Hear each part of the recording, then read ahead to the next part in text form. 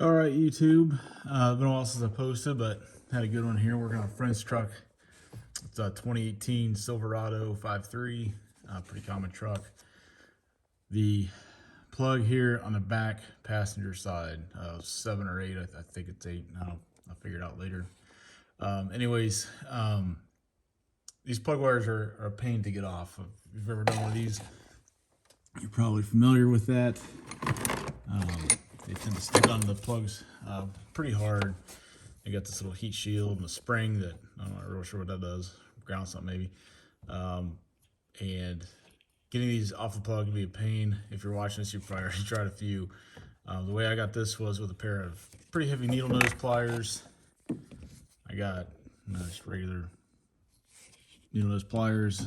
I was able to grab it like this and then pry it against the heat shield. I don't know if this is the best way to do it, but that's how I got it. And it popped off that way after some encouragement and liberal application of profanity helped. I squeezed it so hard I deformed this shield, which just slides off, not a big deal. And I actually took the same needle nose and basically just reformed it by sliding on there, pushing it, turning it, and it became basically newish, not perfect, but pretty good enough, I think. So that back on spark plug wire. So that was how I solved that one. I thought that was going to be the hard part. Getting the plug out was the hardest part. So I had my run-of-the-mill 5/8 or 16 millimeter, if you're overseas, I'm guessing, spark plug wrench. Slid that on there. You can't see it when it's on there. It slides all the way back behind that heat shield there. Out of sight, out of mind. Not really out of mind. I've tried every combination of extension and wobble and everything else, and I struggled. Of course, I'm missing a few tools that didn't help, but I really struggled to get the tool in there to get the proper clearance because you're into that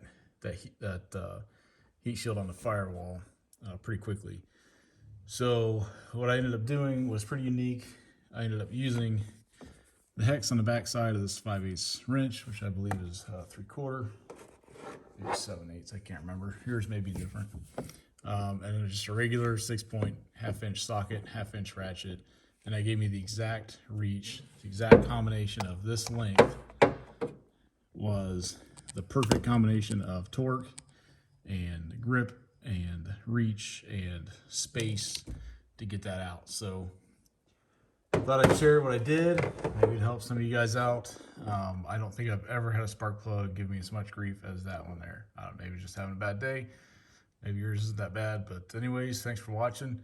If you find it helpful, give me a like and subscribe. It helped me out. Appreciate it. Keep wrenching, keep your hands dirty, keep everything running.